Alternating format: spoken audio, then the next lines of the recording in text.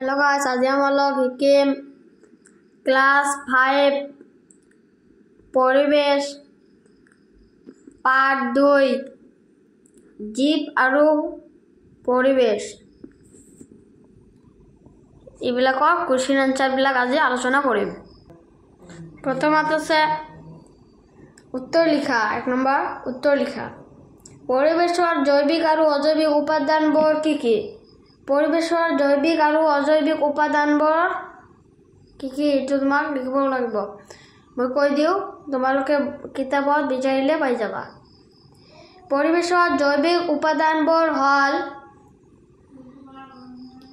চৰাই চিৰিকটি কীট পতংগ উদ্ভিদ আদি হল জৈৱিক উপাদান। আৰু অজৈৱিক উপাদানবোৰ হল বায়ু পানী মাটি সূৰ্যৰ তাপ পোহৰ আদি হৈছে পৰিবেশৰ জৈৱিক উপাদান। 6 নম্বৰ উদ্ভিদক উৎপাদক বুলি কিয় কোৱা হয়? উদ্ভিদে নিজৰ আহাৰ নিজে তৈয়াৰ কৰি ল'ব পাৰে বাবে উদ্ভিদক উৎপাদক বুলি কোৱা হয়। 9 নম্বৰ উপভোক্তা কেই প্ৰকাৰ আৰু কি কি? উপভোক্তা 3 প্ৰকাৰ। প্ৰাথমিক উপভোক্তা, দ্বিতীয় শ্ৰেণীৰ উপভোক্তা আৰু তৃতীয় শ্ৰেণীৰ উপভোক্তা। 6 নম্বৰ বিয়োজকে আমাক কেনেদৰে সহায় কৰে? বিয়োজকে আমাক গেলি পচি যোৱাত সহায় কৰে। বা এনেদৰে লিখিব পাৰিবা যে বিয়োজকে মৃতদেহ গেলি পচি যোৱাত সহায় কৰে। 9 নম্বৰ 3টা পৰিস্থিতি অন্ত্ৰৰ নাম লিখা।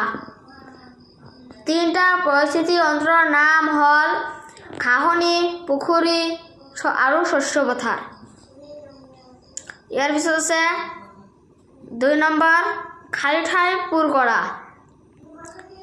শামুক হল ডেশ উপভোক্তা।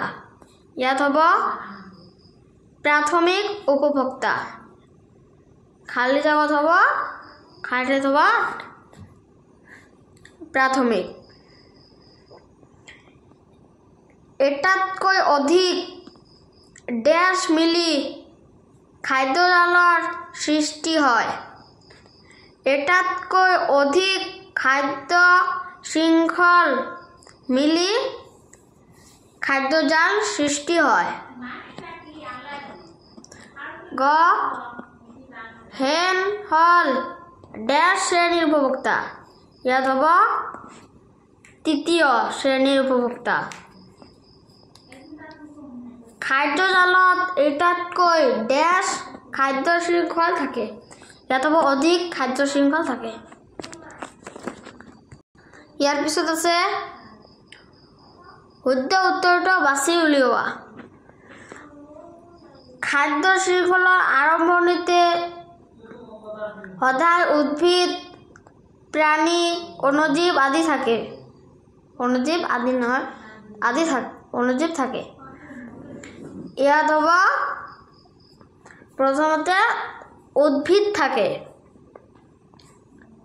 ইয়াত হ'ব উদ্ভিদ। বিয়োজকে উৎপাদকে উপভোক্তা খাদ্য প্ৰস্তুত কৰে। ইয়াত হ'ব উৎপাদকে খাদ্য প্ৰস্তুত কৰে। উৎপাদকে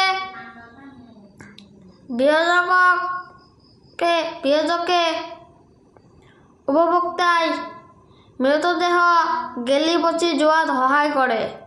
বিয়োজকে মৃতদেহ গেলি পচি যোৱাত সহায় কৰে। হ'ব।